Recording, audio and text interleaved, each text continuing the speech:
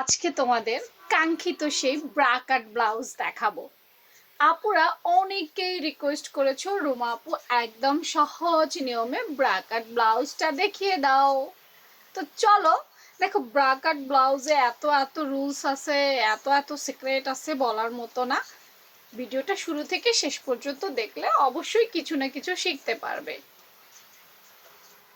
আজকে আমার 36 সাইজ আপুদেরকে হাতে ধরে ধরে ব্রাকাট ব্লাউজের মেজারমেন্ট দিব। ওকে, আসো। ব্রাকাট ব্লাউজের সর্বপ্রথম তুমি লম্বার মাপ নিতে পারবা না। যে কোনো ড্রেস তৈরি করার ক্ষেত্রে আমরা কিন্তু প্রথমেই লম্বার মাপ নিয়ে থাকি, তাই না? হ্যাঁ, ব্রাকাট ব্লাউজে নেওয়া যাবে না। তাইলে বলবো যে আপু তাহলে আমি কি করব?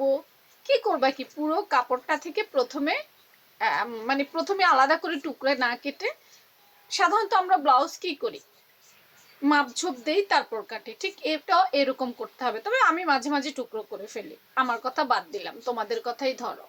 দেখো, প্রথমে এই পাশ থেকে, মানে যেই পাশে বোতাম পট্টি হবে, খেয়াল করো কথাটা, যে পাশে বোতাম পট্টি হবে সেই পাশে 2 ইঞ্চি কাপড় এক্সট্রা নিতে হবে। কেউ যদি বলো আপু এই 2 ইঞ্চি কি বোতাম পট্টির জন্য? না, 2 ইঞ্চি বোতাম পট্টির জন্য না, এই 2 ইঞ্চি খোপ তৈরি করার জন্য কাজে লাগবে। তো এই 2 ইঞ্চি কাপড় তোমাকে সুন্দর করে বেশি করে নিতে হবে। না, আমি একটা উপর থেকে নিচ পর্যন্ত সুন্দর করে 2 ইঞ্চি কাপড় রেখে দিলাম।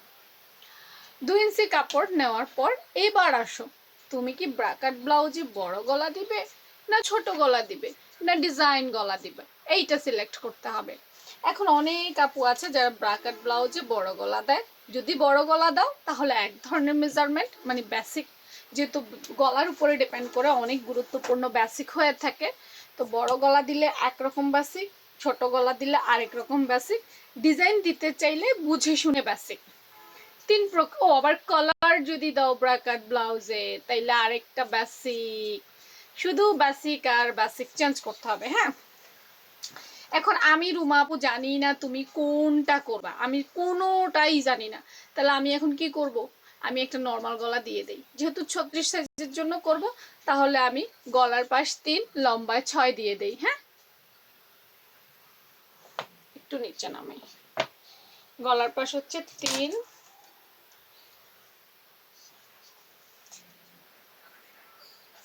লম্বায় নিব 6।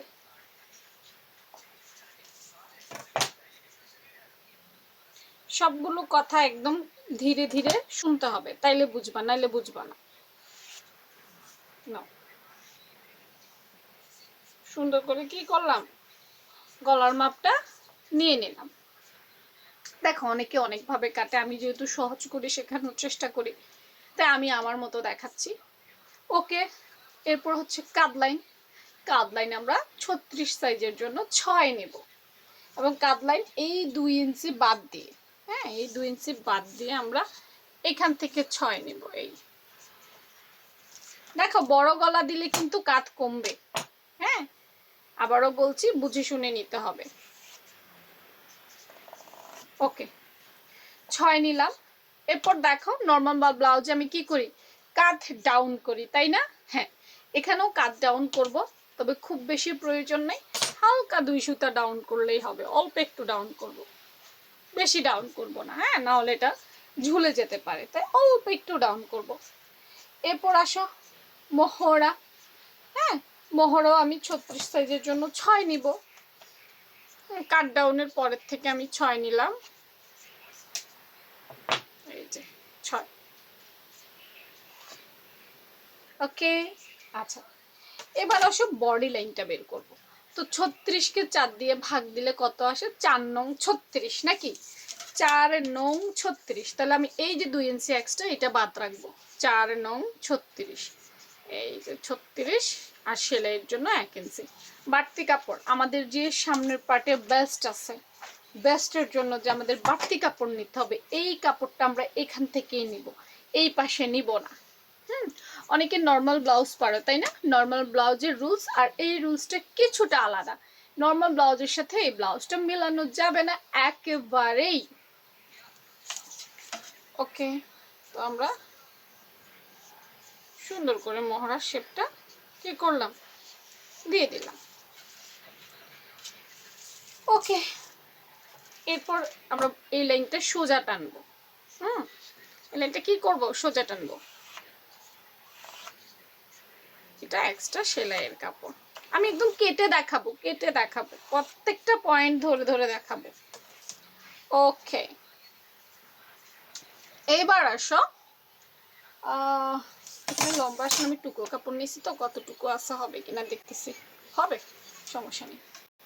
আচ্ছা, এইবার আসো কি করতে হবে, আমাদের মোটামুটি বেসিক যে জিনিসগুলো আছে সেগুলো নেওয়া শেষ। হ্যাঁ, সেগুলো নেওয়া কি শেষ। এবার আমরা ফার্স্ট পয়েন্ট অথবা মিডল পয়েন্ট বের করব। এটা যেহেতু 36 সাইজ, আপু যেহেতু এখন রেডিমেড সাইজ দিচ্ছি, সাথে বেসিকও বলে দিচ্ছি, মনে রাখবা 36 সাইজের জন্য আমরা কতটুকু ফার্স্ট পয়েন্ট নিব। এই দেখো, উপর থেকে 11.5-তে নামাবো, ওই যে কাদ লাইন, 11.5-তে নামাবো, 11.5। এই যে 11.5, এই 11.5 কি করব, একটা লাইন টানলাম।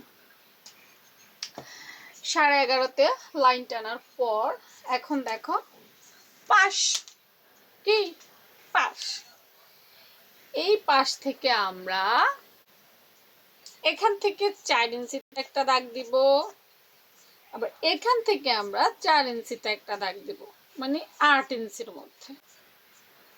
ওকে, না, এখান থেকে 4, আবার এখান থেকে 4। হ্যাঁ, এখন 11.5-তে নামাইছি। হ্যাঁ, যদি তোমার মানুষটা খাটো হয় তাহলে তোমরা আরেকটু কম নামাইতে পারো, অসুবিধা নেই, আরেকটু কম নামাইলেও চলবে। ভাস্ট পয়েন্টে মূলত একটা মানুষের বেস্টের ঘটন অনুযায়ী, ধরো যার বেস্ট ছোট, যিনি একটু খাটো, তার ভাস্ট পয়েন্ট একটু উপরে হয়, যিনি একটু লম্বা এবং যার বেস্টগুলো ঝুলে গেছে তার ফার্স্ট পয়েন্ট একটু নিচে হয়। তো আমি আসলে একটু লম্বা মানুষ, তো সেজন্য আপু লম্বাদের হিসেবে করেছি। তুমি যদি একটু খাটো হও তাহলে আর একটু কম দিবা, জাস্ট এতটুকু, আর তেমন কোনো ভেজাল কিন্তু নাই। ওকে, এবার আসো, আমাদের এই যে গলার মিডল থেকে আমাদের এখানে একটা হালকা শেপ দিব আমরা, এইভাবে সুন্দর করে, এই, ওকে, সুন্দর করে দিবা, চোখে যেন সুন্দর লাগে। এই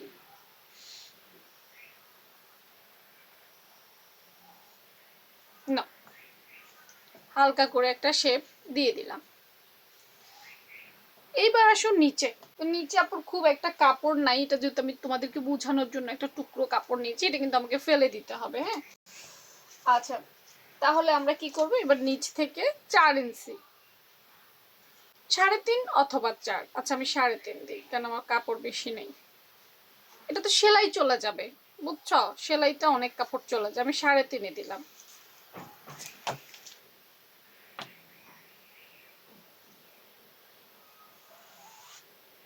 না,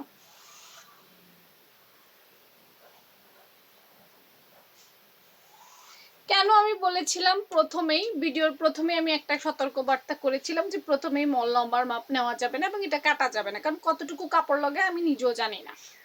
হ্যাঁ, নিজে জানি না বলতে হিসেব তো অবশ্যই আছে, তুমি নতুন, তোমার তো আরো না জানার কথা, তাই না? কিন্তু এখন দেখো, আপু তো আগেই টুকরো কাপড় নিয়ে নিছি, টুকরো কাপড় নেওয়ার কারণে কি হয়েছে, আমার এখন নিচে কিন্তু শর্ট পড়তেছে কাপড়।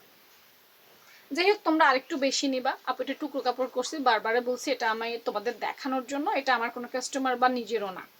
ওকে, এখানে আরো যেন মিনিমাম 3 থেকে 4 ইঞ্চি কাপড় থাকে, ওইদিকে খেয়াল রাখবা। ওকে, এরপর সুন্দর করে এই এটাকে নামাই দিবা। নামাই দেওয়ার পর নিচের যে অংশটা, এটা হচ্ছে ওই যে আমাদের কোমরের কাপড়, তারপর প্যাটের অংশের কাপড়, মানে জোড়া দেওয়ার যে এক্সট্রা কাপড়টা, ওইটাই আর কি। ঠিক আছে, যে যত লম্বা বানাবা তার বেশি নিবা, যে খাটো বানাবা সে কম নিবা। ওই নিচের অংশতে কোনো বেসিক নাই কিন্তু। আচ্ছা, এই হচ্ছে আমাদের মূলত বেস্টের মিডল পয়েন্ট। নাও, নামিয়ে ফেললাম, তাহলে আমাদের যে ফার্স্টের ঘর সেটা অলরেডি ডান। এবার চলো টিকান। এই যে 36 আপু, আমি কিন্তু এটা কি করেছি, স্ট্যান্ডার্ড মাপ দিয়েছি। আমি কিন্তু জানি না যে এই 36 সাইজের আপুর ব্রেস্টটা কি বড় না ব্রেস্টটা ছোট, সুগুটিত না নুয়ে পড়ছে নাকি ঝুলে পড়ছে, এই ব্যাপারগুলো কিন্তু ব্লাউজ বানানোর ক্ষেত্রে খুব কাজে লাগে। ব্লাউজ বানানোর ক্ষেত্রে শুধু সূত্র না, এই জিনিসগুলো না জানলে কি হবে না, তোমার এই করছে ব্লাউজ সঠিক হবে না। এই জিনিসগুলো জানা অনেক বেশি প্রয়োজন। এবং আমি তোমাদেরকে একটা কথা অনেকবার বলেছি, যারা আমার ভিডিও নিয়মিত দেখো তারা জানো যে চোখের মাপের প্রয়োজন আছে। চোখের মাপটা তোমাকে জানতেই হবে। ওকে ওকে, এখন আসো। এই যে টিকেন, এই একটা টিকেন, দুইটা টিকেন, তিনটা টিকেন, হ্যাঁ।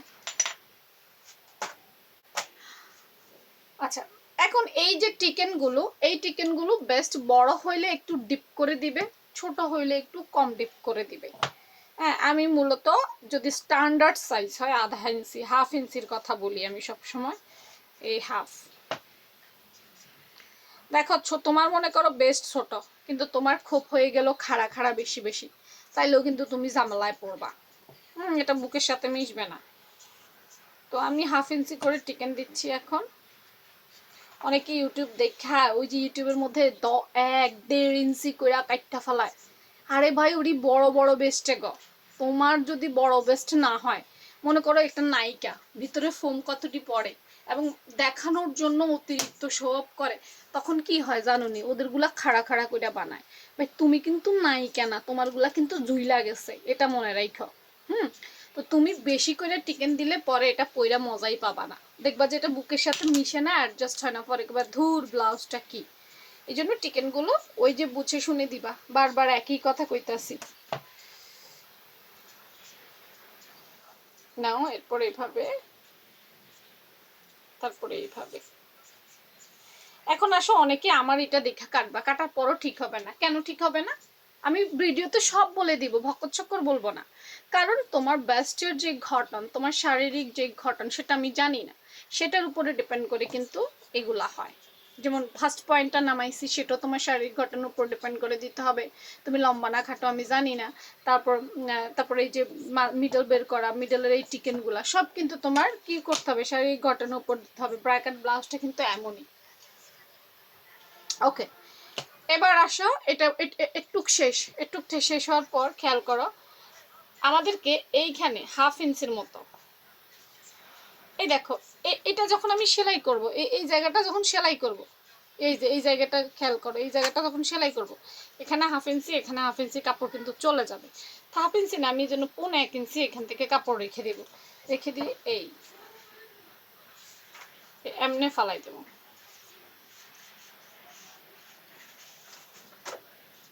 এখন আমার গলাটা ছোট হবে না। ঠিক নিচে যদি কারো কোমর মনে করো সবার তো ফিট না, ভাই আমাদের সিজার হয়েছে, আমগন প্যাট মোটা হয়ে যাইব, এটাই তো স্বাভাবিক। যাগো প্যাট বা কোমর একটু বেশি তারা এই অংশটা না কাটলেও চলে, আর যাগো পেট বা কোমর বেশি তারা ভাই এই অংশটা সুন্দর করে কাটতে দিয়ে। আবারও বলছি, এগুলো বুঝে শুনে করতে হয়। কারো বেলায় কাটতে হয়, কারো বেলায় কম কাটতে হয়, কারো বেলায় বেশি কাটতে হয়।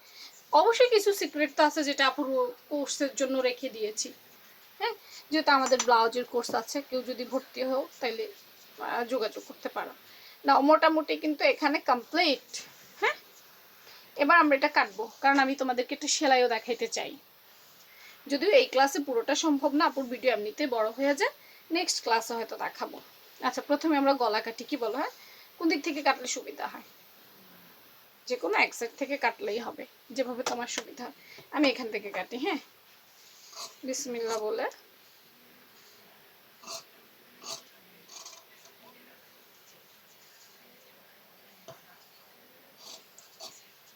আবার অনেকে একটু প্যারায় থাকে যে আপু ওই যে বুকের সামনে বাঁকা করে নিচ্ছে, এটা মিলবে কিভাবে? ভাই এটা মিলবে কিভাবে, এটার জন্য তো তোমাকে সেলাই ক্লাস দেখতে হবে। আমি পুরোটা করে নেই, দাঁড়াও। আমি তো বললাম আপু সহজ নিয়মে শেখাই, অনেক পদ্ধতি আছে, আমি সহজ নিয়মে শেখাই। আমি বারবারই কিন্তু একটা কথা বলি, যাতে স্টুডেন্ট সহজে বুঝতে পারে। পাইরা গেলে তুমি কোন নিয়মে করবে সেটা তোমার ব্যক্তিগত ব্যাপার। আচ্ছা, আমি তো তালপাট কাটি না এখন, না? আচ্ছা, তালপাটও কাটতে হবে।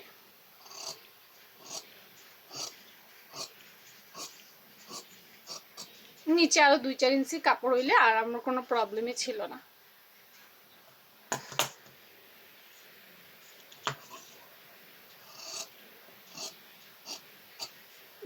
এই যে এই অংশটা দেখছো বাঁকা, হ্যাঁ, অনেকের টেনশন থাকে আপু এখানে কেমনে তুমি কাপড়ে পট্টি বসাই বা তোমারে টেনশন করতে হইব না, এটা অটোমেটিক বইসা যাবে, সেলাই ক্লাস দেখবা তাইলে বুঝবা।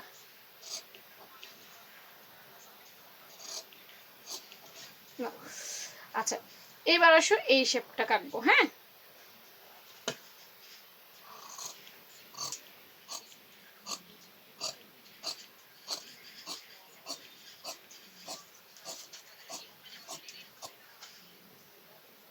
দেখছো?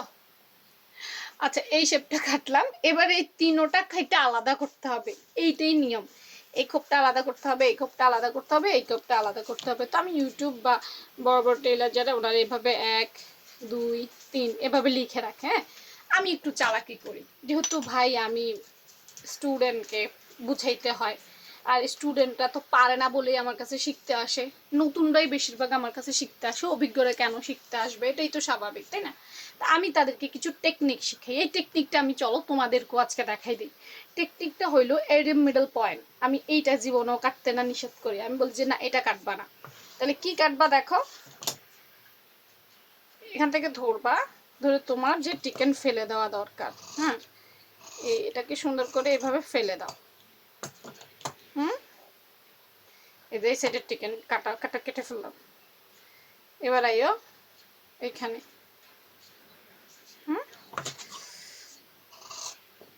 এইখানে টিকেনটা ফেলে দাও, কিন্তু এটা রাখা দাও। আবার এই পাশের টিকেন,